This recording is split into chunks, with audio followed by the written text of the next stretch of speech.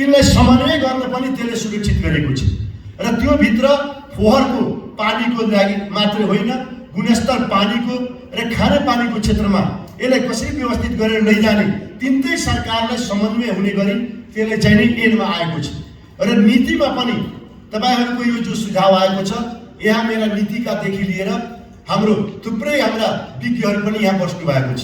उहाँहरूले तपाईहरुको एक एक चीज तपाईहरुको सुझावहरू उहाँहरूले लेख्दै हुनुहुन्छ। अब आउँदा दिनमा मेरो नीति बनाउँदाखेरि नीति अन्तिम स्टेजमा हामी पुगाएका छौँ। यो तपाईहरुकै राखेका समस्या र कुराहरू र त्यसलाई चुनौतीहरूलाई कसरी व्यवस्थित गर्ने भनेर अब आउँदा दिनमा नीतिमा चाहिँ त्यो समावेश हुनेछ भने म तपाईहरुलाई विश्वास दिलाउन चाहन्छु। अझ पनि तपाईहरुले राखेको जो समस्या र चुनौतीहरू ऐनमा यदि छुटेको छ भने ऐन पास भएर आइसकेपछि नेपाल ऐन संशोधन गरेर भए पनि त्यसलाई व्यवस्थित गर्नको लागि तपाईले ल्याएको बहुमूल्य सुझावहरू पनि त्यसमा व्यवस्थित गर्नेछौँ भने म आज तपाईहरुलाई विश्वास दिलाउन म चाहन्छु। र त्यसै गरी त्यो सम मार्फत चाहिँ आखिर सशक्त अनुदान दिने नै हो, तपाईहरुले गर्नु भएकै छ। तर एक अर्कालाई जोड्नको लागि तपाईले संघमा, संघबाट प्रदेशमा, प्रदेशबाट स्थानीयमा जाओस्, तिनटैलाई लिङ्क गर्नको लागि त्यो चाहिँ नि एउटा सिस्टमबाट जाओस् भन्ने नम्बर 1। अर्को मैले आग्रह गर्न के खोजे, एउटा तिनटै सरकारलाई जोड्नको लागि इमर्जेन्सी फाउन्ड बनाउनुहोस्। त्यो इमर्जेन्सी फाउन्ड यदि कहीँ बाढी पहिरोको कारणले क्षति भयो, कहीँ स्थानीयमा, प्रदेशमा, आखिर त गर्ने सबैले हो, त्यो कहीँ बाढी पहिरोको कारण क्षति भयो, कहीँ भूकम्पको कारण चाहिने क्षति भयो, कहीँ प्राकृतिक प्रकोपको कारण यदि क्षति भयो भने सबले त्यो इमर्जेन्सी फाउन्ड मार्फत प्रदेशलाई, स्थानीयलाई चाहिने त्यो पैसा चाहिने पठाउन सकोस्, जसलाई चाहिने एक अर्कालाई चाहिने उनलाई जोड्नको लागि पनि त्यो फाउन्डले चाहिने यिनलाई मद्दत पुग्नेछ भन्ने मेरो एउटा सोच एउटा त्यो हो। अर्को केही पैसा यस्तो राखिदिनुस्, केही पैसा त्यस्तो छुट्याइदिनुस् कि त्यसले तिनटै तहको सरकारले कुनै योजना यस्तो भयो जुन योजनामा तिनटैको लगानी हुन जरुरी छ। संघले पनि त्यो योजना आफ्नै ढङ्गले गरिरहेछ, प्रदेशले पनि आफ्नै ढङ्गले, स्थानीयले आफ्नै ढङ्गले, तिनटै सरकार एक अर्कामाथि के लाग्छ भने म पनि उभन्दा के कम, कोही कसैले टेर्दैन। त्यो समन्वय गर्नको लागि एउटा यस्तो फाउन्ड बनाइदिनुस्। त्यो के हो भने एक अर्कालाई संयुक्त लगानी गर्ने त्यस्तो फाउन्ड कि यदि कुनै योजना अनिवार्य त्यो योजना बनाउन जरुरी छ, त्यसमा स्थानीयको पनि केही लगानी होस्, संघको पनि यो लगानी होस् र प्रदेशको पनि, तिनटै मिलेर यस्तो योजना आखिर दिने त खाने पानी नै हो नि, या ढलै दिने हो भने तिनटैको लगानी संयुक्त लगानीमा यदि बन्यो भने तिनटै सरकारको चाहिँ संयुक्त एउटा समन्वय गर्नको लागि पनि यसले ठुलो सघाउ पुर्याउँछ भन्ने मैले एउटा त्यो सोच मैले राखेको। त्यसै गरी हामीले चाहिने योजना बनाइदिन्छौँ, योजना बनाएर थालिदिन्छौँ, त्यो के अवस्थामा छ? जहिले पनि मर्मत सम्हारको कारणले थुप्रै योजनाहरू हामीले अल्पत्र हामीले परिराखेको देख्छौँ। त्यसकारण हामीले त्यसलाई मर्मत सम्हार गर्नका लागि एउटा छुट्टै एउटा बजेट अर्थले योजना अघि हुन्छ, एउटा निर्माण गरोस्। यदि कुनै बेला प्रदेशले मागेको खण्डमा यो ठाउँमा मर्मत सम्हार गर्नु छ, यति पैसा पठाइदिनुहोस्, अर्थलाई चाहिँ गुहार्नु भन्दा हाम्रो संघलाई गुहार्यो भने तुरन्त पठाइदिन्छ।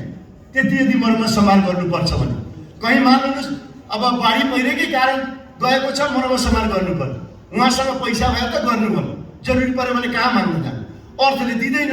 अस्ति मैले झगडा गरेर सबै मेरो प्रदेशमा पठाइदिनुहोस्, बाढी पहिरोको कारण ठुलो क्षति भएको छ, सबले भन्नुभयो आज मेरो सबै प्रदेशमा गए पैसाहरू। तर आज बागमती प्रदेशले के भन्यो भने मलाई पैसा आयो। त म के चाहन्छु भने पैसा किन नजाने, आवश्यकता छ भने दिनुपर्छ। त्यसकारण त्यस्तो किसिमको फाउन्ड एउटा हो। अब योजना बनाउँदाखेरि 3 वर्ष र 5 वर्ष भित्रै कुनै पनि योजना अनिवार्य रूपमा सम्पन्न हुने गर्ने त्यो चाहिने कार्ययोजना बनाउनुहोस्। र मेरो आग्रह छ, अहिले मेरो प्रदेशको सरकार छ, यदि कुनै योजना सम्पन्न भइसकेको छ भने मन्त्रीजीले के भन्नु भने अझ पनि पैसा जान्छ, त्यो लगत पठाइदिनुहोस्, तपाईको प्रगति विवरण पठाइदिनुहोस्, त्यो योजना बन्द हुन्छ। यदि सम्पन्न भएको योजना मात्रै होइन, सञ्चालन हुनै नै नसक्ने योजनाहरू पनि ड्रप गर्नुहोस्, त्यसले बन्द गर्नुहोस्। र आवश्यक छ, जति जरुरी छ त्यो योजना अनिवार्य रूपमा राख्नु, यो अत्यन्त जरुरी छ, यो योजना राख्नै पर्ने योजनाहरूलाई पनि त्यो चाहिँ क्लियर गर्नुहोस् भन्ने मैले आग्रह गर्न खोजेँ। त्यसकारण हामीले योजना बनाउँदाखेरि हामीले के भनेको छ, कनिका छिडिरहेको छ, जहाँ माग गर्यो भोट चाहिन्छ अलिकति दिदी, फलाना माग्यो हामीले दिइहाल्यो। योजना दिने तर गर्न सम्पन्नै नहुने, त्यो नगरेर हामी जे योजना बनाउँछौँ अनिवार्य रूपमा सम्पन्न हुने गरी त्यो योजनाहरू बनेर आओस्। अर्को मन्त्रीजीले बहुत राम्रो कुरा उठाउनु भएको छ कि हामीले केही योजनाहरू हाम्रो स्थानीयमा के भइरहेछ भने स्थानीयमा मेन पावर छैन, तिनको लागि ट्रेनिङ जरुरी छ, तिनको लागि प्रशिक्षण मात्र होइन, त्यस्ता प्राविधिकहरू जरुरी छ जो स्थानीयमा छैन। त्यसले गर्दा सङ्घले पनि प्रदेशले पनि मिलेर त्यस्तो योजनाहरू पनि के अरे त्यसलाई त्यो मेन पावर तयारी गरेर त्यसलाई पठाउने किसिमको चाहिँ नि गर्नु पर्यो भन्ने मेरो चाहिँ नि आग्रह। अब सबभन्दा ठुलो कुरो उठाउनु भएको छ, आज याद गरौँ हामीले थुप्रै योजनाहरू हामीले प्रदेशमा दियौँ, प्रदेशले चाहिने काम गरिराखेको छ, तर योजनाहरू थुप्रै योजनाहरू पत्रमा परेका छन्। कारण के हो भने जनश्रमदान। मैले हेरेँ अहिले पनि जानुस् मधेसमा चाहे पहाड, हामीले योजनाहरू कस्तो छ भने थुप्रै 10 देखि 30% को योजना, 10 देखि 30%, कहीँ लगानी 30% छ जनश्रमदानबाट, कहीँ 20% छ, कहीँ मन्त्रीहरूले अब 10% बनाइदिएको छ। तर सरकारको लगानी 90%सम्म लगानी भइसकेका योजनाहरू आज पनि अलपत्रमा छ। अर्बौं खर्बौं लगानी भएका योजनाहरू आज पनि सञ्चालनमा छैन।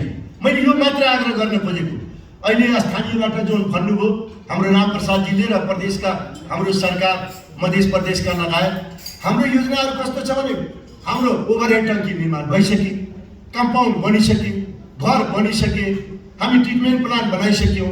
तर जनश्रमदानमा के गरिदिएछ भने जबसम्म पाइपलाइन विस्तार गर्ने जनश्रमदानले, अब जनश्रमदान अहिले कोही गर्नेवाला छैन।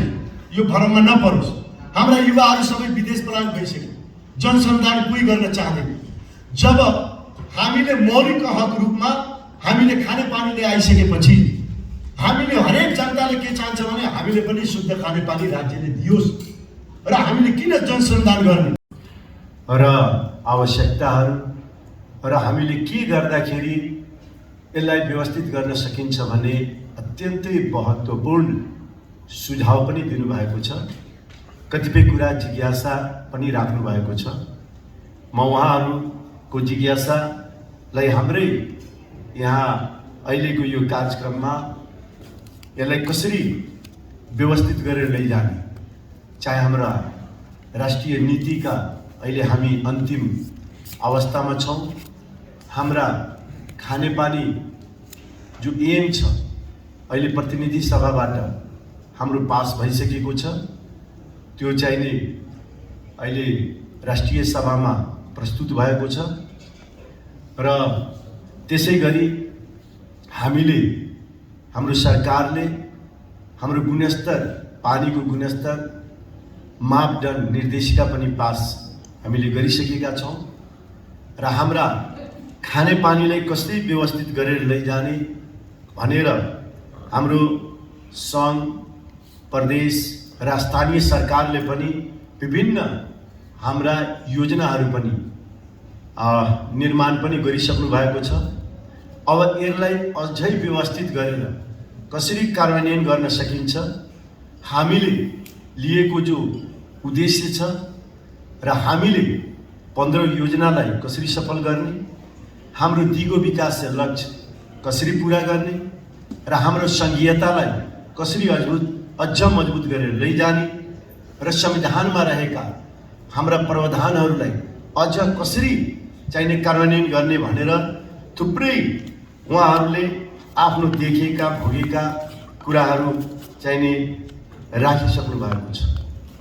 आज यो सङ्घीयता आएपछि स्थानीय इलेक्सनमा यो दोस्रो पटक स्थानीय इलेक्सन भइसकेको छ। 5 वर्ष उहाँ स्थानीयको अनुभव भइसकेको छ भने हामी प्रदेश र सङ्घ झन्डै यो 5औं वर्षमा हामी अन्तिम अवस्थामा हामी पुगेका छौँ र यो सङ्घीयता भित्र परेका समस्याहरू, उहाँहरूले भोगेका समस्याहरू कसरी हामी यसलाई व्यवस्थित गरेर लैजाने, हाम्रो सङ्घ, प्रदेश र स्थानीयलाई कसरी समन्वय गरेर लैजाने र त्यसलाई अझ व्यवस्थित गरेर हामीले लिएका उद्देश्य कसरी पूरा गर्ने भन्ने हेतु नै हामीले आजको यसलाई विशेष रूपमा यो कार्यक्रम हामीले आयोजना गरेका छौँ। तथापि यो कार्यक्रम बजेटभन्दा पहिले गर्नु पर्थ्यो।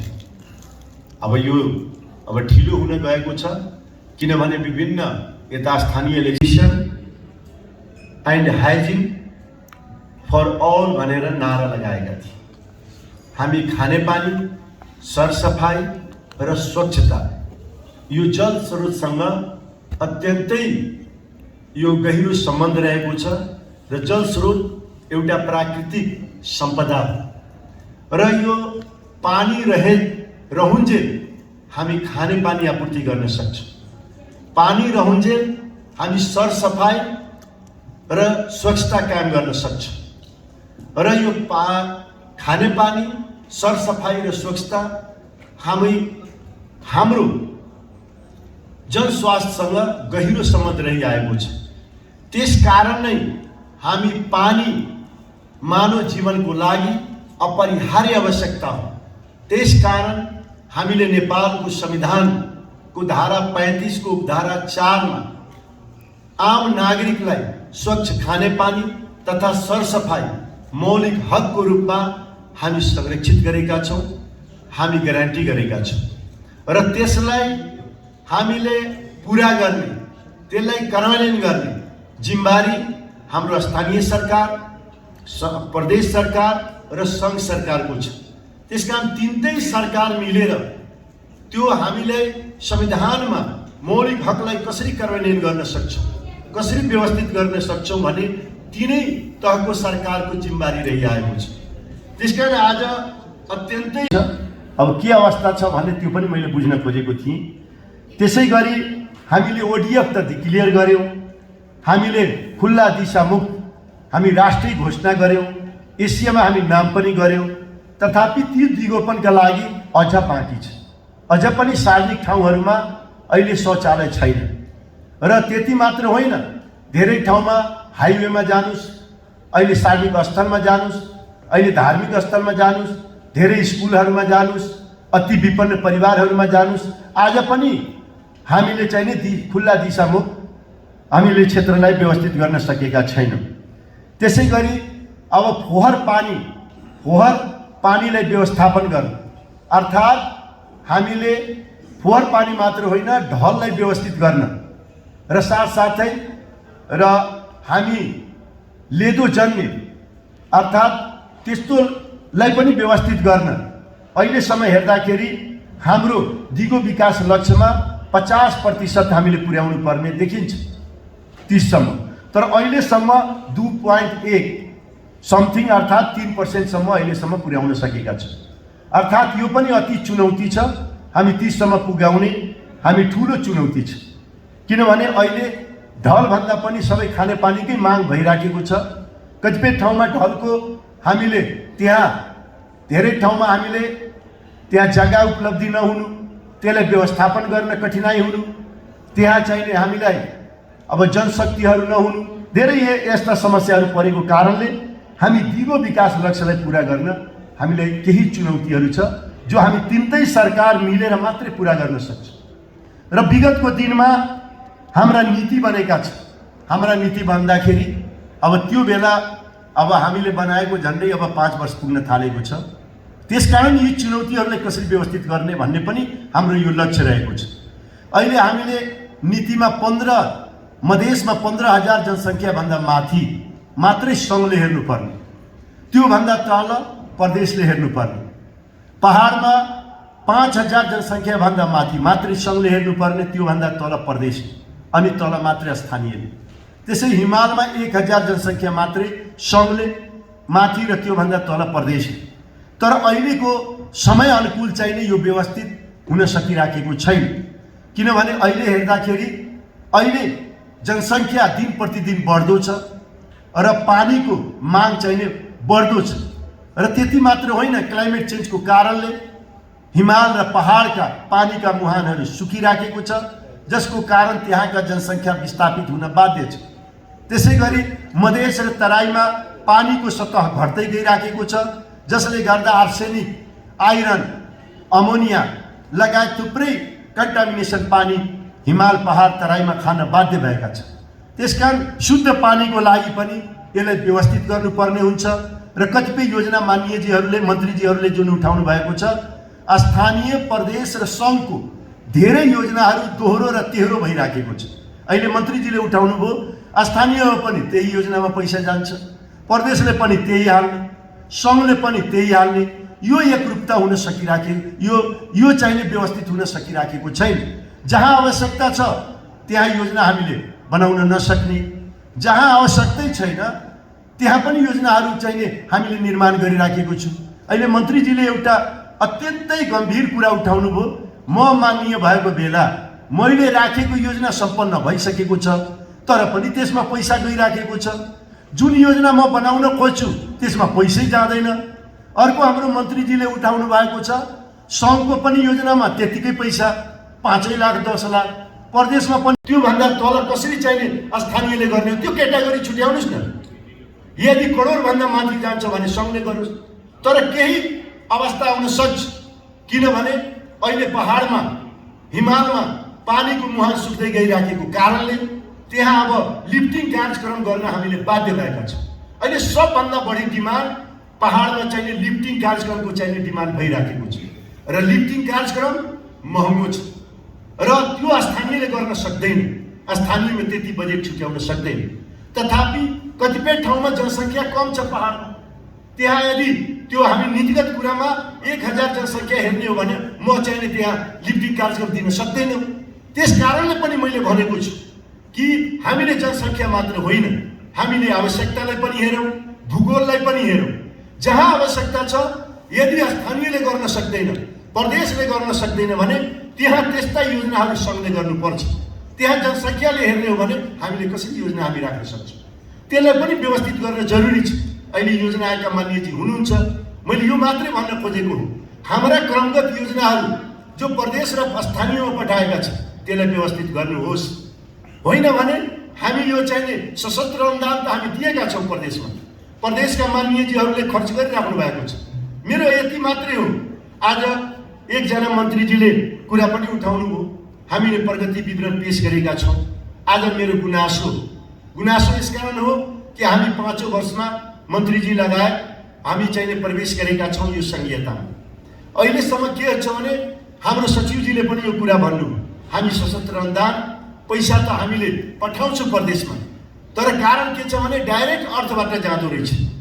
यो डाइरेक्ट अर्थबाट गएको कारणले हाम्रो प्रदेश सरकारले हामीतिर हेर्दै यो सङ्घबाट हामीले पैसा पाउँदैन भने किन सङ्घतिर हेर्ने। त्यसकारण मेरो आग्रह छ, आज जो दोहोरो तेह्रोको योजनाको कुरा उठाउँदै हुनुहुन्छ, यो कुरो मात्र मैले यस कारण उठाएको कि अहिलेसम्म प्रदेशबाट हाम्रो सङ्घमा कोही पनि प्रगति विवरण हामीले पठाउनु हुन्न। आज प्रगति विवरण नपठाएको कारणले हामी तपाईँहरूको योजना के अवस्था छ, तपाईँहरूको लगत के अवस्थामा छ, तपाईँको योजनाको अवस्था के छ, त्यो चाहिने हामीले जानकारी प्राप्त हुँदैन। त्यही प्राप्त नभएको कारण हाम्रो योजना दोहोरो तेह्रो भइरहेछ। यो चाहिने बुझ्न जरुरी छ। सायद त्यो लगतहरू, त्यो प्रगतिको विवरणहरू अहिले सचिवजीहरू पनि तपाईँसँग आएको छ। म यसकारण आज यो अत्यन्तै महत्त्वपूर्ण मैले सम्झेँ कि ती योजनाहरू, तपाईँसँग भएका योजनाहरू त्यो अवस्था के छ। अहिले मन्त्रीजीले एउटा कुरा उठाउनु, कतिपय योजनाहरू 17-18 वर्ष के 20 वर्ष भएको छ, तर आज पनि त्यो योजनामा 5 लाख 10 लाख जान्छ। अब त्यो कहिले योजना पुरा गर्ने हो? मैले पनि सम्झना छु, म एक दिन झापामा गएको थिएँ यो निरीक्षण गर्न। त्यहाँ जाँदाखेरि झापामा एकजना जग्गादाताले पानी खान्छु भनेर उसले जग्गा दान गरेका थिए, तर के भयो भने यही 5 लाख 10 लाखकै कारणले दाता चाहिने मृत्यु भएर गए। 17 वर्ष भइसक्यो, आज पनि त्यो पानी सञ्चालन हुन सकेन, जसको कारणले हामीले सोच्न बाध्य के छौँ भने त्यो योजनाहरूले पनि हामीले कसरी प्राथमिकतामा राख्ने। आज मन्त्रीजीले एउटा गम्भीर कुरा उठाउनु भएको छ। योजना बनाउँदा हामीले कम्प्लिट योजना 3 वर्षको बनाऊ, 5 वर्षको बनाऊ, तर त्यो भित्र अनिवार्य रूपमा योजना सम्पन्न हुनुपर्छ। त्यो चाहिने हामीले चाहिने आजको मिटिङले चाहिने त्यसलाई पनि क्याटेगोरीको रूपमा हामीले छुट्याउनुपर्छ। हामीले आजको मिटिङले कुन स्तरबाट हामीले स्थानीयलाई कति जिम्मेवारी दिने, प्रदेशले कति, सङ्घले कति, तर हाम्रो उद्देश्य, हाम्रो यो समस्या मात्र सङ्घको होइन, यो समस्या मात्र प्रदेशको होइन, यो समस्या मात्र स्थानीयको हामी साझा समस्या हो। हामी आर्सेनिकको कुरा गर्दा त आर्सेनिक स्थानीयले मात्र हेर्ने हो र? आर्सेनिक त जिम्मेवार त हामी सबै हो नि। भोलि हामीले जिम्मेवारी दिँदा, हामीले जवाब दिँदाखेरि जवाब त हामीले दिनुपर्ने हुन्छ नि। अहिले माननीयजीले, एकजना मन्त्रीजीले उठाउनु भएको छ, हामीले एक घर एक धारा कार्यक्रम हामीले 2 वर्षभित्र कम्प्लिट गर्छु भन्नुभएको छ। मैले यो मात्रै आग्रह गर्न खोजेको, यो योजना राष्ट्रको योजना हो। यो सङ्घको पनि हो, हाम्रो प्रदेशको पनि हो र स्थानीयको पनि हो, र तिनटै सरकार नमिलिकन यो योजना सम्पन्न गर्न सक्दैन। यो कुरा बुझ्न जरुरी छ। हामी कहाँ गर्दैछौँ त्यही स्थानीयमा त गर्ने हो नि। हामी कुनै आकाशमा गरेर गर्ने त होइन। सङ्घले आकाशमा गर्ला, उसले पतालमा गर्ला, यो त कुरो होइन। हाम्रो उद्देश्य नै हो त्यही ठाउँमा गर्ने हो। त्यस कारणले पनि हामीले यो कुरो बुझ्नु पर्यो भने अहिले यौनवासको बारेमा मलाई लाग्छ त्यो प्लानको बारेमा डाटा अहिले हेर्नु होला कि हामीले 753वटा पालिका मध्ये अहिलेसम्म 80-82वटा पालिका हामीले त्यसको डाटा आइसकेको छ। अहिले 410वटा डाटा आउन बाँकी छ र अहिले आउँदो वर्षमै हामीले 753वटाको डाटा आउन सक्छ। त्यो डाटा आइसकेपछि हामी तिनटै तहको सरकारले कार्ययोजना बनाउँदाखेरि त्यो अनुसारको हेरेर हामी कार्ययोजना बनाउन हामीलाई त्यसले सघाउ पुग्नेछ भन्ने मैले आशा राखेको छु। त्यसकारण मेरो आग्रह के छ भने माननीय मन्त्रीजीहरूलाई हामीले एक घर एक धारा कार्यक्रम त भन्यौँ। मैले सुन्दाखेरि अहिले पनि अब कर्णालीतिरको मैले किन गरेँ भने कर्णालीतिरै प्रदेशमा अहिले हाम्रो सुदूरपश्चिमका पनि मन्त्रीजी यहीँ हुनुहुन्छ। कर्णालीको त आउनु भएन। सुदूरपश्चिमको अहिले पहाडतिर कतिपय ठाउँमा आज पनि दलितको बस्तीहरू र त्यो चाहिने हामी एक घर एक धारा कार्यक्रम जुन बनाएका छौँ। अहिले ऐन आज म दुःखको साथ भन्नु परिरहेछ, अहिले जल स्रोत ऐन अनुसार आजसम्म चलेको छ यो खानेपानी मन्त्रालय।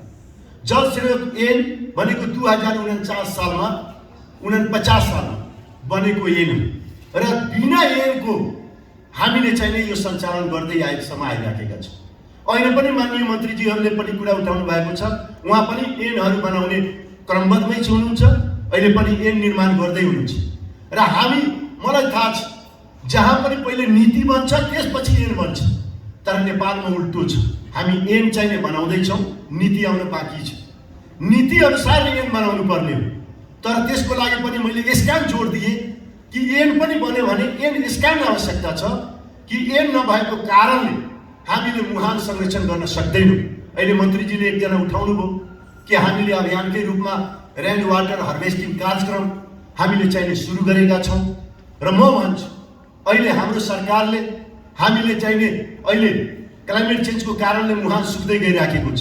त्यसलाई एउटा मुहान संरक्षण, जलाधार संरक्षण मात्रै नभनौँ, त्यसलाई हामीले मूल फुटाउ अभियानकै